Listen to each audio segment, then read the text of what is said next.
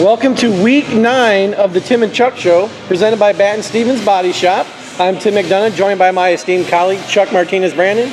We're here on location at Frickers, Chuck, and once again, they've got a nice spread for us. Lots of protein. We got some potato skins, we got some chicken wings, and we got a loaded brewhouse burger. Yeah. Nice, man. Nice.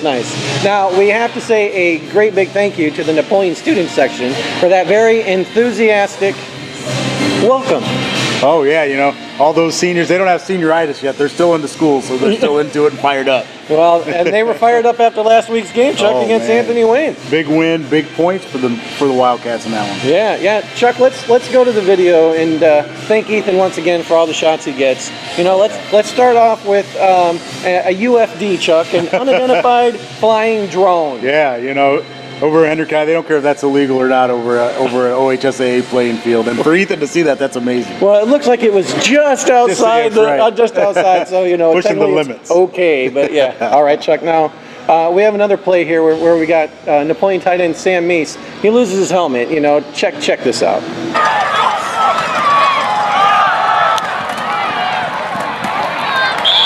Andrews on the carry.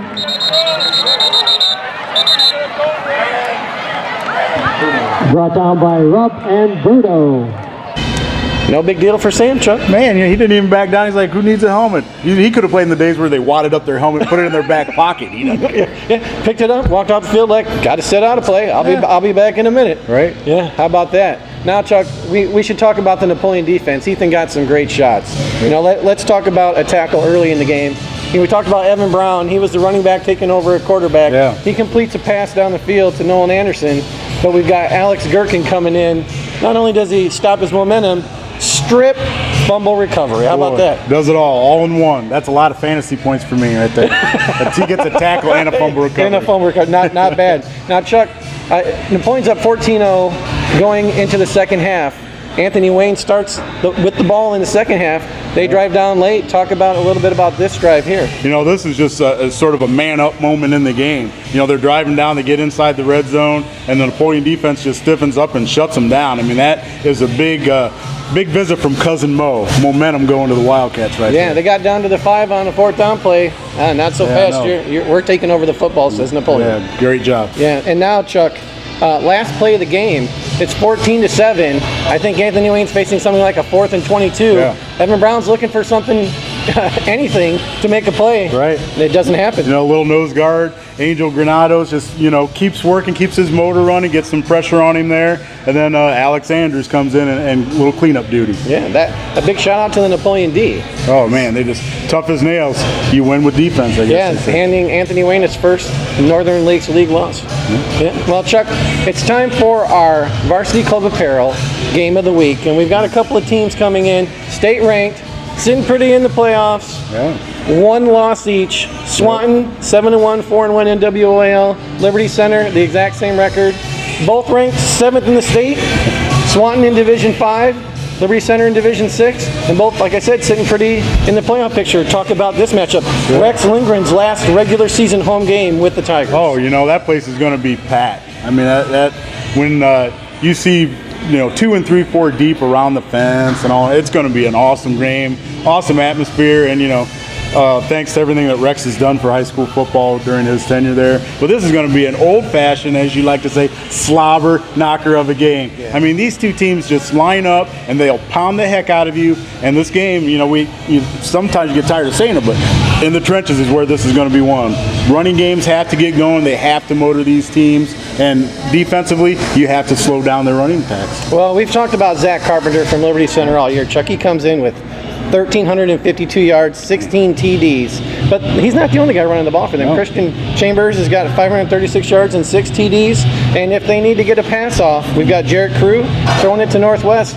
Will the passing game be big for Liberty Center in this game? Yeah, you know what? First of all name team right there, Northwest. You got to love that name, right? Yeah. But yeah, I mean, what that does is it makes a defense be a little bit more honest. You can't load the box and put, 8, 9 guys in the box. You have to respect the pass, and that's exactly what the Tigers have been able to do with that. Well, Swanton's got a 3-headed running back monster in and of itself. Michael Onizak, Tim Rankin, Chase Avalos.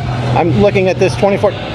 30-some TDs together. That's impressive, but they've got a big guy that they can throw the ball to in Gunnar Oaks. I mean, he's a weapon. Man, Gunnar Oaks is tough. I mean, when you talk about, I don't know, does he really deserve all the scholarship talk he's getting? Yeah, he's that good. I mean, he's tall, he's got good speed, he's got great hands, and again, he'll help stretch that defense for those running backs who will run you over and run up your spine.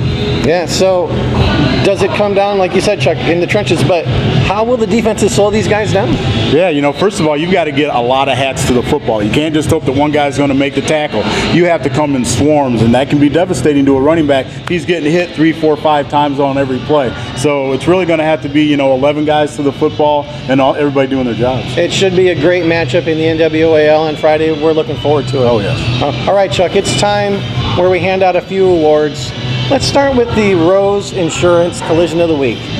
Each and every week, Chuck, what do they say about that? Every week at kickoff, there are hits all over the state of Ohio, Yes. but there is only one Rose Insurance hit of the week. What do you got, Chuck? Well, this week, coming from our friends over there in Henry County, again, we've got Napoleon Sr., Alex Andrews, coming off his defensive end position. He does a great job of making sure that nothing's coming inside and closing it down, and then he gets a great pass rush and, drives the guy to the ground, great hawk tackle. Does a little celebrate, nothing wrong with the sack dance after you get the hit of the week. That is your Rose Insurance Collision of the Week.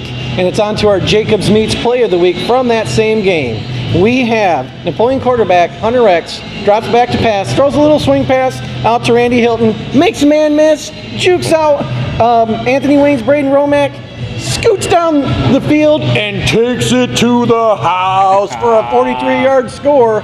His only catch of the game, made it count. That is your Jacobs Meets Play of the Week. How about that? Man, awesome. Great stuff. Great stuff. Now, Chuck, before we get out of here and enjoy some amazing food, any words of wisdom? Well, you see all these guys, they've got the sweatbands and the nice shoes and everything going on, and people say, what do you need all that stuff for? And all I say, Tim, is you look good, you play good. See you next week.